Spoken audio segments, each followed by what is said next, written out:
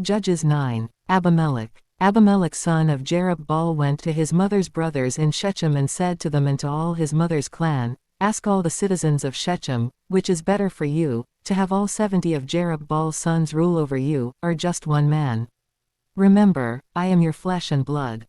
When the brothers repeated all this to the citizens of Shechem, they were inclined to follow Abimelech, for they said, He is related to us. They gave him 70 shekels of silver from the temple of Baal-berith, and Abimelech used it to hire reckless scoundrels, who became his followers. He went to his father's home in Ophrah and on one stone murdered his 70 brothers, the sons of Jerubbaal. But Jotham, the youngest son of Jerubbaal, escaped by hiding. Then all the citizens of Shechem and Beth Millo gathered beside the great tree at the pillar in Shechem to crown Abimelech king. When Jotham was told about this, he climbed up on the top of Mount Gerizim and shouted to them, Listen to me, citizens of Shechem, so that God may listen to you. One day the trees went out to anoint a king for themselves. They said to the olive tree, Be our king. But the olive tree answered, Should I give up my oil, by which both gods and humans are honored, to hold sway over the trees? Next, the trees said to the fig tree, Come and be our king. But the fig tree replied, Should I give up my fruit, so good and sweet, to hold sway over the trees? Then the trees said to the vine, Come and be our king. But the vine answered, Should I give up my wine, which cheers both gods and humans, to hold sway over the trees? Finally all the trees said to the thorn bush, Come and be our king. The thorn bush said to the trees, If you really want to anoint me king over you, come and take refuge in my shade, but if not, then let fire come out of the thorn bush and consume the cedars of Lebanon. Have you acted honorably and in good faith by making Abimelech king? Have you been fair to Jerubbaal and his family? Have you treated him as he deserves? Remember that my father fought for you and risked his life to rescue you from the hand of Midian. But today you have revolted against my father's family. You have murdered his 70 sons on a single stone and have made Abimelech, the son of his female slave, king over the citizens of Shechem because he is related to you. So have you acted honorably and in good faith toward Jerubbaal and his family today? If you have, may Abimelech be your joy, and may you be his, too. But if you have not, let fire come out from Abimelech and consume you, the citizens of Shechem and Beth Millo, and let fire come out from you, the citizens of Shechem and Beth Millo, and consume Abimelech. Then Jotham fled, escaping to Beer, and he lived there because he was afraid of his brother Abimelech. After Abimelech had governed Israel 3 years, God stirred up animosity between Abimelech and the citizens of Shechem so that they acted treacherously against Abimelech. God did this in order that the crime against Jerubbaal's 70 sons, the shedding of their blood, might be avenged on their brother Abimelech and on the citizens of Shechem, who had helped him murder his brothers. In opposition to him these citizens of Shechem set men on the hilltops to ambush and rob everyone who passed by, and this was reported to Abimelech. Now Hul son of Ebed moved with his clan into Shechem, and its citizens put their confidence in him. After they had gone out into the fields and gathered the grapes and trodden them, they held a festival in the temple of their god. While they were eating and drinking, they cursed Abimelech. Then Hul son of Ebed said, Who is Abimelech, and why should we Shechemites be subject to him? Isn't he Jerubbaal's son, and isn't Zebul his deputy? Serve the family of Hamer, Shechem's father. Why should we serve Abimelech? If only this people were under my command. Then I would get rid of him. I would say to Abimelech, Call out your whole army.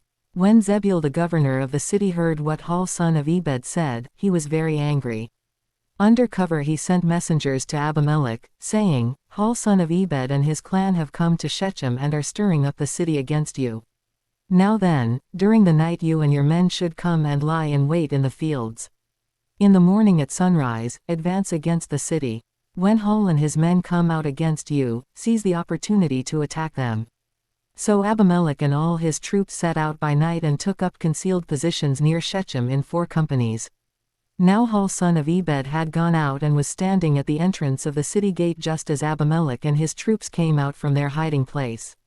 When Hul saw them, he said to Zebul, Look, people are coming down from the tops of the mountains. Zebul replied, You mistake the shadows of the mountains for men. But Hul spoke up again, "Look, people are coming down from the central hill, and a company is coming from the direction of the diviner's tree." Then Zebul said to him, "Where is your big talk now, you who said, 'Who is Abimelech that we should be subject to him?' Aren't these the men you ridiculed? Go out and fight them." So Hul led out the citizens of Shechem and fought Abimelech. Abimelech chased him all the way to the entrance of the gate, and many were killed as they fled. Then Abimelech stayed in Arumah, and Zebul drove Hul and his clan out of Shechem.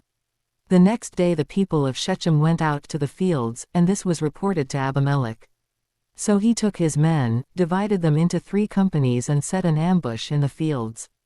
When he saw the people coming out of the city, he rose to attack them. Abimelech and the companies with him rushed forward to a position at the entrance of the city gate. Then 2 companies attacked those in the fields and struck them down. All that day Abimelech pressed his attack against the city until he had captured it and killed its people. Then he destroyed the city and scattered salt over it. On hearing this, the citizens in the tower of Shechem went into the stronghold of the temple of El-Berith. When Abimelech heard that they had assembled there, he and all his men went up Mount Zalmon. He took an axe and cut off some branches, which he lifted to his shoulders. He ordered the men with him, "Quick! Do what you have seen me do." So all the men cut branches and followed Abimelech. They piled them against the stronghold and set it on fire with the people still inside. So all the people in the tower of Shechem, about 1,000 men and women, also died. Next Abimelech went to Thebez and besieged it and captured it. Inside the city, however, was a strong tower, to which all the men and women, all the people of the city, had fled. They had locked themselves in and climbed up on the tower roof. Abimelech went to the tower and attacked it. But as he approached the entrance to the tower to set it on fire, a woman dropped an upper millstone on his head and cracked his skull. Hurriedly he called to his armor-bearer, "Draw your sword and kill me, so that they can't say, 'A woman killed him.'" So his servant ran him through, and he died. When the Israelites saw that Abimelech was dead, they went home. Thus God repaid the wickedness that Abimelech had done to his father by murdering his 70 brothers. God also made the people of Shechem pay for all their wickedness. The curse of Jotham son of Jerubbaal came on them.